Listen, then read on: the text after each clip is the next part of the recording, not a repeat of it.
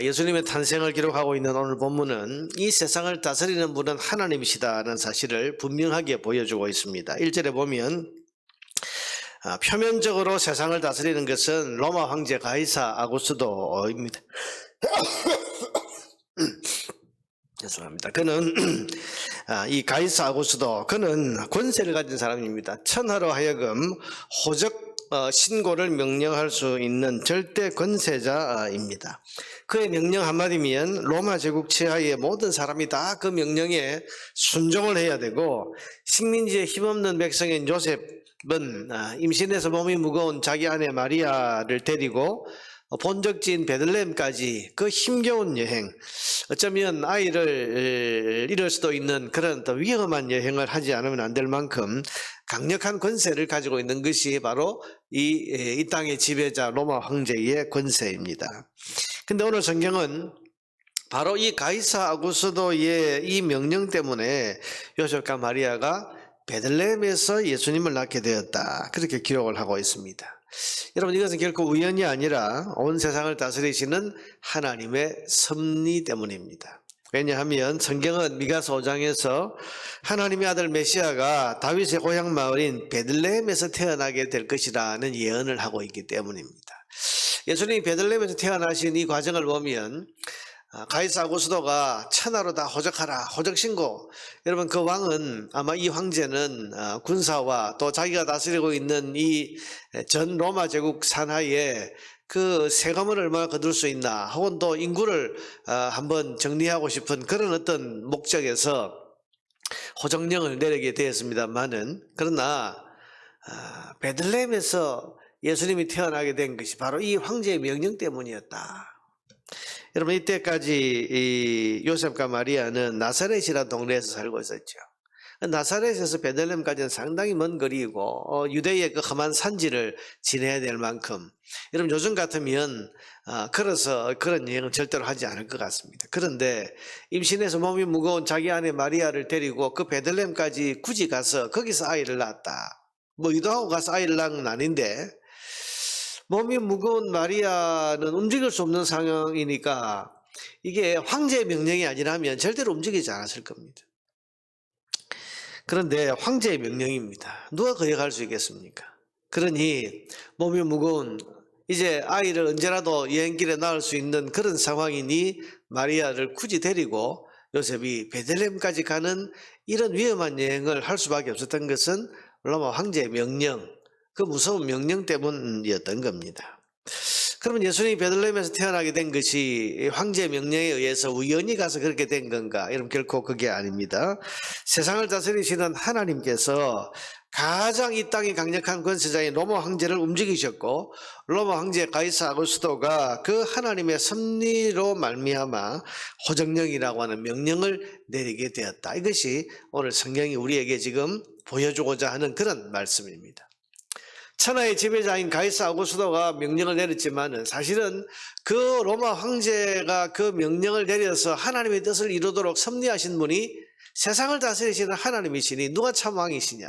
누가 이 세상을 진정으로 다스리는 분이냐? 눈에 보이는 표면적으로 세상을 다스리는 로마 황제 가이사 아구스도가 아니라 보이지 않는 하나님이 세상을 다스리신다. 하나님의 그 뜻과 섭리에 의해서 예수님은 베들레헴에서 하나님의 예언대로 태어나게 되었다. 그것이 오늘 본문의 내용입니다. 하나님은 온 세상을 주권적인 능력과 섭리로 다스리고 계십니다. 그래서 모든 것이 하나님의 뜻대로, 또 모든 것이 의와 선을 이루도록 섭리하시는 것입니다. 여러분, 요셉과 마리아가 어쩌면 오늘 본문에는 없지만 우리가 한번 상상해 보면 이런 상황, 아이를 가진, 그래서 이제 몸이 점점 무거워서 여행할 수 없는 이런 상황에서 베들레헴으로 가야만 되는 이런 서글픈 현실.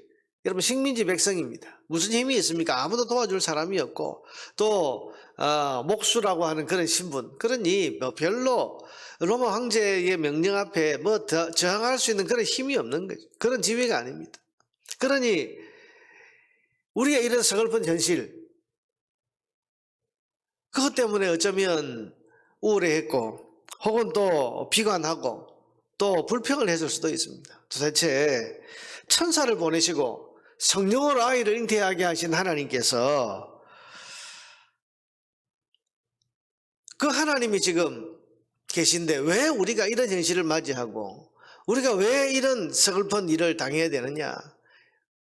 그렇게 현실에 대해서 원망하고 불평하고 또 우울해질 수도 있습니다. 그러나 여러분, 하나님은 세상을 그 뜻대로 다스리고 계셨고 역사는 하나님이 의도하신 뜻을 따라 차근차근 진행되고 있었습니다. 세상을 다스리는 분은 하나님이시기 때문입니다. 여러분, 이 세상을 다스리신 하나님, 오늘 저와 여러분의 생을 다스리는 분도 바로 이 하나님이십니다. 우리나라 대한민국도 전 세계 역사도 그 뜻대로 주관하고 다스리는 분이 하나님이시라는 사실을 우리는 기억해야 할 것입니다. 그러니 우리는 이 믿음을 가지고 어떤 일 앞에서도 항상 기뻐하고 범사에 감사할 수 있어야 됩니다. 하나님의 뜻, 그리스도 예수 안에 있는 성도들을 향한 하나님의 뜻은 항상 기뻐하라, 쉬지 말고 기도하라, 범사에 감사하라 인데, 여러분, 사실은 하나님의 다스림을 우리가 제대로 믿는다면 지금 이 나사렛에서 베들레헴까지 황제의 명령 때문에 억지로 가야 되는 이런 현실,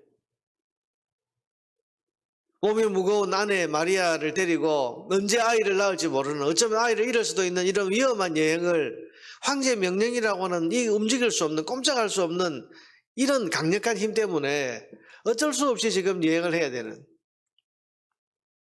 이런 현실, 이 현실이 참 너무 서글프다. 이렇게 힘없는 우리에게 왜 이런 어려운 일이 닥치나 하고 불평하고 있었으면 여러분, 어떻게 하나님의 의를 이룰 수 있었겠습니까? 그런데 역사는 하나님 뜻대로 진행되고 있었고, 비록 서글픈 현실이고 황제의 명령에 의해서 움직여야 되는 그런 식민지 백성의 그런 비참한 삶이지만은, 그러나 하나님의 역사는 계속 그 뜻대로 의와 선을 향해서 진행되고 있었습니다. 그러니 그 하나님의 다스림 앞에 불평하지 않고 항상 기뻐하고 기도하면서 범사에 감사하는 삶을 살아가면 결국은 역사를 움직이시고 세상을 다스리시는 하나님의 뜻이 이루어지게 되는 것을 보게 될 것입니다. 아무리 세상이 어두워 보이고 현실이 막막해 보여도 하나님은 여전히 세상을 그 뜻대로 다스리고 계시기 때문입니다. 오늘도 우리는 역사를 움직이시는 하나님, 우리 인생도 그 뜻대로 다스리시는 하나님을 믿는 믿음으로 살아가야 하겠습니다. 어떤 상황에서도 그래서 성도다움, 항상 기뻐하고 쉬지 말고 기도하고 범사에 감사하는 이 성도다움을 잃지 않는 그런 삶을 살아야 하지 않겠습니까? 오늘 이 새벽에도 내게 닥쳐진 여러 가지 현실들, 이것을 다스리시는 하나님이시고 하나님은 그 뜻대로 함정에서 선을 이루실 것이다, 의를 이루실 것이다, 그 믿음을 가지고 하나님 앞에 감사하면서 이 주어진 현실을 통해 하나님의 의가 이루어지기를 원합니다. 그렇게 기도하는 기도를 통해서 우리의 현실을 믿음으로 이겨나갈 수 있는 우리 모두가 될 수 있기를 주님의 이름으로 축원합니다.